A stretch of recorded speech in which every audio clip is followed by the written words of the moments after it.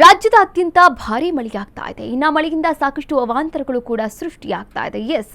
ರಾಜ್ಯದಲ್ಲಿ ಮುಂಗಾರು ಮಳೆಯ ಅಬ್ಬರ ಮುಂದುವರಿತಾ ಇದೆ. ಇನ್ನು ಕರಾವಳಿ ಮತ್ತು ಮಲೆನಾಡಲ್ಲಿ ಈ ರಣಮಳೆಗೆ ಜನರು ಕಂಗಾಲಾಗಿದ್ದಾರೆ. ರಾಜ್ಯದಲ್ಲಿ ಮುಂದುವರಿದ ಮುಂಗಾರು ಅಬ್ಬರ, ಕರಾವಳಿ ಮಲೆನಾಡಲ್ಲಿ ರಣಮಳೆಗೆ ಜನ ಕಂಗಾಲು. ಮಲೆನಾಡು ಭಾಗದಲ್ಲಿ ನಿರಂತರವಾಗಿ ಗುಡ್ಡ ಕುಸಿತವಾಗ್ತಾ ಇದೆ. ಕರಾವಳಿಯಲ್ಲಿ ಮಳೆಗೆ ಜನಜೀವನ ಸಂಪೂರ್ಣವಾಗಿ ಅಸ್ತವ್ಯಸ್ತವಾಗಿದೆ. ದಕ್ಷಿಣ ಕನ್ನಡ, ಉಡುಪಿ, ಕೊಡಗು, ಚಿಕ್ಕಮಗಳೂರು ಈ 4 ಜಿಲ್ಲೆಗಳಲ್ಲೂ ಕೂಡ ಈಗಾಗಲೇ ಶಾಲಾ ಕಾಲೇಜಿಗೆ ರಜೆಯನ್ನ ಕೂಡ ಘೋಷಣೆ ಮಾಡಲಾಗಿದೆ. ಇನ್ನು ಶಾಲಾ ಕಾಲೇಜುಗಳಿಗೆ ರಜೆಯನ್ನ ಘೋಷಣೆ ಮಾಡಿ ಜಿಲ್ಲಾಧಿಕಾರಿಗಳು ಆದೇಶವನ್ನ ಕೂಡ ನೀಡಿದ್ದಾರೆ. ಇನ್ನು ಪ್ರವಾಹ ನಿಯಂತ್ರಣಕ್ಕೆ ಜಿಲ್ಲಾಡಳಿತ ಕ್ರಮವನ್ನ ಕೂಡ ತೆಗೆದುಕೊಳ್ಳಲಾಗ್ತಾ ಇರುವಂತದ್ದು. ನೋಡಿ, ಕರ್ನಾಟಕದ ವಿವಿಧ ಜಿಲ್ಲೆಗಳಲ್ಲಿ ಮುಂಗಾರು ಮಳೆ ಚುರುಕು ಆಗಿದೆ. ಇನ್ನು ಚುರುಕು ಪಡೆದುಕೊಂಡಿದೆ. ಧಾರಾಕಾರವಾಗಿ ಮಳೆಯಾಗ್ತಾ ಇದೆ. ಸಾಕಷ್ಟು ಅವಾಂತರಗಳು ಕೂಡ ಸೃಷ್ಟಿಯಾಗ್ತಾ ಇದೆ. ಈ ಅವಾಂತರಗಳಲ್ಲಿ ಕರಾವಳಿ ಭಾಗದಲ್ಲಿ, ಮಲೆನಾಡು ಭಾಗದಲ್ಲಿ ಒಂದು ನಾವು ಪ್ರತಿ ವರ್ಷವೂ ಕೂಡ ಗಮನಿಸ್ತಾ ಹೋಗೋದಾದ್ರೆ ಗುಡ್ಡ ಕುಸಿತ. ಇದು ಒಂದು ಪ್ರಾಬ್ಲಮ್ ಯಾವಾಗಲೂ ಕೂಡ ಇದ್ದೇ ಇರುವಂಥದ್ದು. ಈ ಪ್ರಾಬ್ಲಮ್ಗೆ ಸೊಲ್ಯೂಷನ್ ಇದುವರೆಗೂ ಕೂಡ ಸರ್ಕಾರ ಹುಡುಕ್ತಾ ಇಲ್ಲ. ಹುಡ್ಕೋಕ್ ಹೋದ್ರೂ ಕೂಡ ಅದು ತಾತ್ಕಾಲಿಕ ಅನ್ನುವಂತ ಆಗಿದೆ. ಒಟ್ಟಾರೆಯಾಗಿ ನೋಡೋದಾದ್ರೆ ಈಗಾಗಲೇ ದಕ್ಷಿಣ ಕನ್ನಡ, ಉಡುಪಿ, ಕೊಡಗು, ಚಿಕ್ಕಮಗಳೂರು ಈ 4 ಜಿಲ್ಲೆಗಳಲ್ಲೂ ಕೂಡ ರೆಡ್ ಅಲರ್ಟ್ ಘೋಷಣೆ ಮಾಡಲಾಗಿದೆ. ಭಾರೀ ಮಳೆಯಾಗ್ತಾ ಇದೆ. ಈ ಹಿನ್ನೆಲೆಯಲ್ಲಿ ಶಾಲಾ ಮತ್ತು ಕಾಲೇಜುಗಳಿಗೆ ರಜೆಯನ್ನ ಕೂಡ ಘೋಷಣೆ ಮಾಡಿ ಅಲ್ಲಿನ ಜಿಲ್ಲಾಧಿಕಾರಿಗಳು ಆದೇಶವನ್ನ ಕೂಡ ನೀಡಿದ್ದಾರೆ. ಇನ್ನು ಸೂಚನೆಯನ್ನ ಕೂಡ ನೀಡಿದ್ದಾರೆ. ಅದರಂತೆಯೇ ಪ್ರವಾಹದ ಒಂದು ಪರಿಸ್ಥಿತಿ ಕೂಡ ನಿರ್ಮಾಣವಾಗಿದೆ.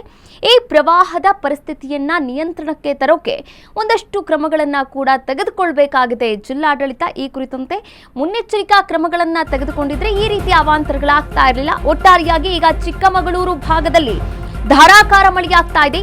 ಈ ಹಿನ್ನೆಲೆಯಲ್ಲಿ ಮುಂಜಾಗ್ರತಾ ಕ್ರಮವಾಗಿ ಶಾಲಾ ಕಾಲೇಜುಗಳಿಗೆ ಒಂದು ರಜೆಯನ್ನ ಕೂಡ ಘೋಷಣೆ ಮಾಡಲಾಗಿರುವಂಥದ್ದು.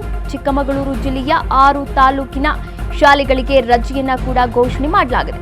ಚಿಕ್ಕಮಗಳೂರು, ಕಳಸ, ಮೂಡಿಗೆರೆ, ಶೃಂಗೇರಿ, ಕೊಪ್ಪ ಹಾಗೆ ಎನ್ಆರ್ಪುರದ ಶಾಲೆಗಳಿಗೆ ಇಂದು ರಜೆ ಘೋಷಣೆಯನ್ನ ಮಾಡಲಾಗಿರುವಂಥದ್ದು.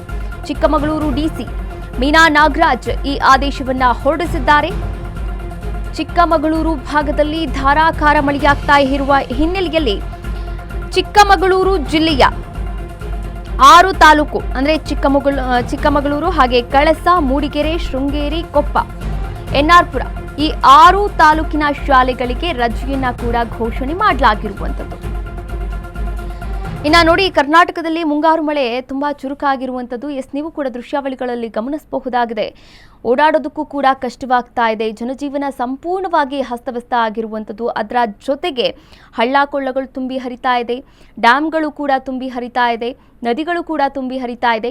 ಇನ್ನು ನದಿ ಭಾಗದಲ್ಲಿರುವಂತಹ ಜನರಾಗಿರ್ಬಹುದು ಅಥವಾ ಕರಾವಳಿ ಭಾಗದಲ್ಲಿ ಇರುವಂತಹ ಜನರಾಗಿರ್ಬಹುದು ಒಂದು ಅಲರ್ಟ್ ಆಗಿರಬೇಕಾಗತ್ತೆ.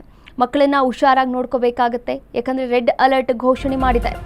ಇನ್ನು ಕಾಫಿ ನಾಡಲ್ಲಿ ಬಿರುಗಾಳಿ ಸಮೇತ ಮಳೆಯ ಆರ್ಭಟ ಮುಂದುವರೆದಿರುವಂಥದ್ದು. ಬಿರುಗಾಳಿ ಹಾಗೂ ಮಳೆಯ ಆರ್ಭಟಕ್ಕೆ ಬೃಹತ್ತದಾದಂತಹ ಒಂದು ಮರ ರಸ್ತೆಗೆ ಬಿದ್ದಿದೆ. ಇನ್ನು ಮೂಡಿಗೆರೆ ತಾಲೂಕಿನ ನಂದಿಪುರ ಗ್ರಾಮದ ಬಳಿ ಈ ಘಟನೆ ನಡೆದಿರುವಂಥದ್ದು. ಬೇಲೂರು ಮತ್ತು ಮೂಡಿಗೆರೆ ಸಂಚಾರ ಸಂಪೂರ್ಣವಾಗಿ ಬಂದ್ ಆಗಿದೆ. ಇನ್ನು ವಾಹನ ಸವಾರರು, ಸ್ಥಳೀಯರು ಮರ ತೆರವು ಕಾರ್ಯಾಚರಣೆಯನ್ನ ಕೂಡ ಮಾಡ್ತಾ ಇದ್ದಾರೆ. ಚಿಕ್ಕಮಗಳೂರು ಜಿಲ್ಲೆಯ ಮಲೆನಾಡು ಭಾಗದಲ್ಲಿ ಧಾರಾಕಾರ ಮಳೆಯಾಗ್ತಾ ಇದೆ. ಇನ್ನು ಈ ಕುರಿತಂತೆ ಈಗಾಗಲೇ ಒಂದಷ್ಟು ಕ್ರಮಗಳನ್ನ ಕೂಡ ತೆಗೆದುಕೊಂಡಿರುವಂಥದ್ದು. ಅಂಗನವಾಡಿ, ಪ್ರಾಥಮಿಕ, ಪ್ರೌಢಶಾಲೆಗಳಿಗೂ ಕೂಡ ರಜೆಯನ್ನ ಘೋಷಣೆ ಮಾಡಲಾಗಿರುವಂಥದ್ದು.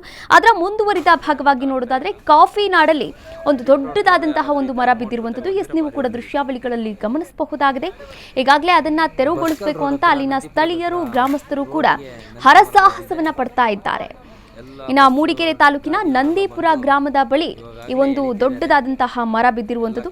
ಈ ಮರ ಬಿದ್ದಿರೋದ್ರಿಂದ ಬೇಲೂರು ಮತ್ತು ಮೂಡಿಗೆರೆ ಒಂದು ಸಂಚಾರ ಬಂದಾಗಿದೆ. ಈ 2 ಊರಿಗೂ ಕೂಡ ಸಂಪರ್ಕ ಕಲ್ಪಿಸುವಂತಹ ರಸ್ತೆ ಬಂದಾಗಿರುವಂಥದ್ದು. ಬಸ್ಕಲ್ ರೋಡ್ ಹತ್ರ, ನಂದಿಪುರದ ಹತ್ರ ರೋಡಿಗೆ ನಂದಿ ಮರ ಬಿದ್ದಿದೆ.